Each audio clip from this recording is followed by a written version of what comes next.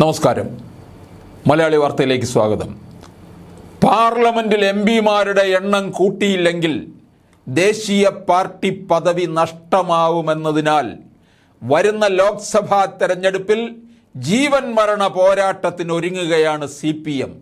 കർണാടക, രാജസ്ഥാൻ, ഗുജറാത്ത് നിയമസഭാ തെരഞ്ഞെടുപ്പുകളിൽ MLA-മാരില്ലാതായതോടെ CPM-ന്റെ ദേശീയ പാർട്ടി പദവി പരിങ്ങലാണ്.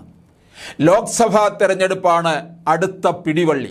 രാഷ്ട്രീയത്തിലുപരി ഏറ്റവും വിജയസാധ്യതയുള്ളവരെ രംഗത്തിറക്കാനാണ് ഇപ്പോൾ CPM തീരുമാനം. അതിനാൽ ചില അപ്രതീക്ഷിത മുഖങ്ങളും സ്ഥാനാർത്ഥി പട്ടികയിൽ ഉൾപ്പെട്ടേക്കാം.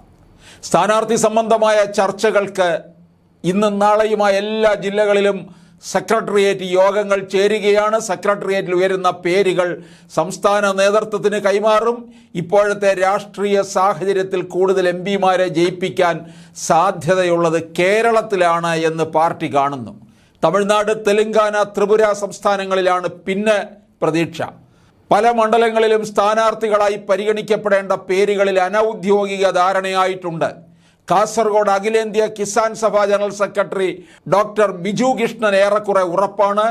കണ്ണൂരിൽ മുൻ മന്ത്രി PK ശ്രീമതിക്കാണ് പ്രഥമ പരിഗണനയെങ്കിലും കേരള സർവകലാശാല മുൻ യൂണിയൻ ചെയർപേഴ്സൺ സുകന്യയുടെ പേരും കേൾക്കുന്നുണ്ട്. വടകരയിൽ മുൻ മന്ത്രി KK ശൈലജയും കോഴിക്കോട് മുൻ മന്ത്രി എളമരം കരീമും സ്ഥാനാർത്ഥിയായേക്കും. പാലക്കാട് വിജയരാഘവന്റെ പേര് പരിഗണനയിലുണ്ടെങ്കിലും മുൻ MLA M ഹംസയുടെ പേരും കേൾക്കുന്നുണ്ട്. ആലത്തൂരിൽ മന്ത്രി K രാധാകൃഷ്ണനാവും മത്സരിക്കുക. ചാലക്കുടിയിൽ BD ദേവസി എത്താനാണ് സാധ്യത കാണുന്നത്. ചലച്ചിത്ര നടി മഞ്ജു വാര്യരെ ഇടത് സ്വതന്ത്രയാക്കി മത്സരിപ്പിക്കാനുള്ള ചില ആലോചനകളും നടന്നു. പക്ഷേ മഞ്ജു അഭിപ്രായം അറിയിച്ചിട്ടില്ല. എറണാകുളത്ത് M സ്വരാജിനാണ് സാധ്യത. പത്തനംതിട്ടയിൽ മുൻ മന്ത്രി ഡോക്ടർ തോമസ് ഐസക് ഏറെക്കുറെ ഉറപ്പായ മട്ടാണ്. ആലപ്പുഴയിൽ AM ആരിഫ് വീണ്ടും മത്സരിക്കും. CPM-നെതിരെ ഒളിഞ്ഞും തെളിഞ്ഞും ചില അമ്പുകൾ തൊടുക്കുന്നുണ്ടെങ്കിലും കൊല്ലത്ത് G സുധാകരനെ മത്സരിപ്പിക്കാൻ നീക്കമുണ്ട്.